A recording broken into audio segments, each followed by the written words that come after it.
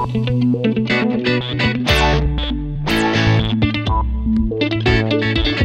kailangan pa ho ba kayo?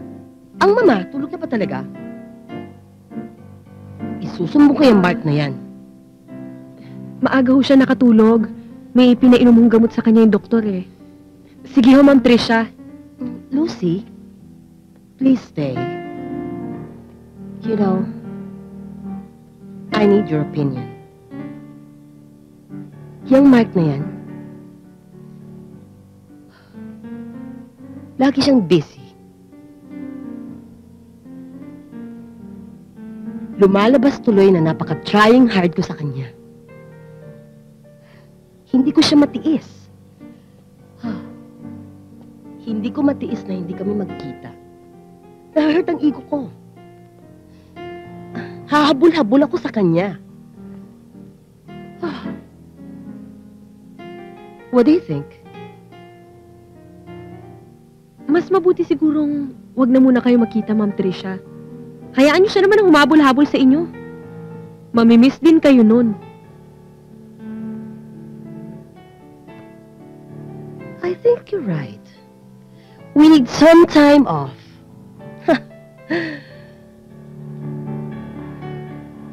But the question is, kaya ko ba?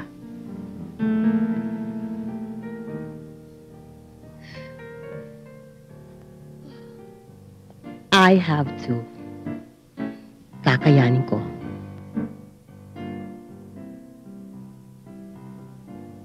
Halika, labas tayo minsan.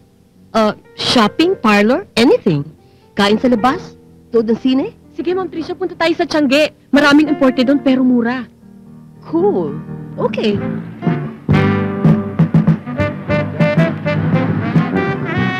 Ayun doon. Ayun. Nakakaaliw, ha?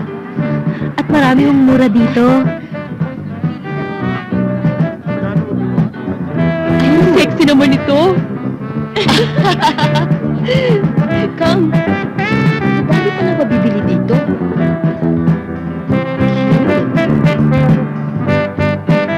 Cute. Naku, Ma'am Tricia, pasensya na po kayo. Walang fan ni Serrano o Ricky Reyes dito katulad ng sa Maynila. Pero si Bong naman, sigurado mo ipagmamalaki namin dito sa baryo okay yan. naman pala dito. Naku, Ma'am Tricia, ang ganda-ganda nitong damit na binili niyo sa akin. Alam mo, pag sa mall yan, ang mahal-mahal niyan. Talaga, 300 lang to ah. Precisely.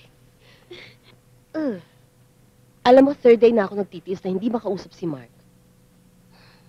But in fairness, nag-sorry siya sa akin. Dinala niya ako ng flowers. How sweet.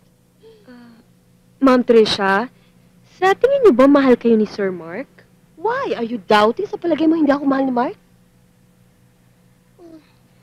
Give me your honest opinion. Mahal kayo ni Sir Mark, pero hindi siguro mahal na mahal.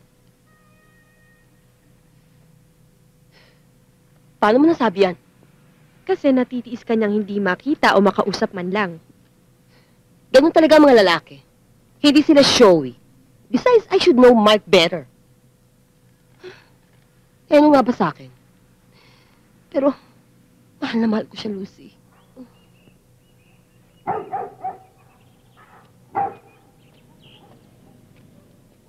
Good morning, sir. Good morning. Eto ho. Okay. Thank you. Ang mama nga pala, babalik daw ba siya? Nagsimba lang ho tapos diretso kami ng ospital.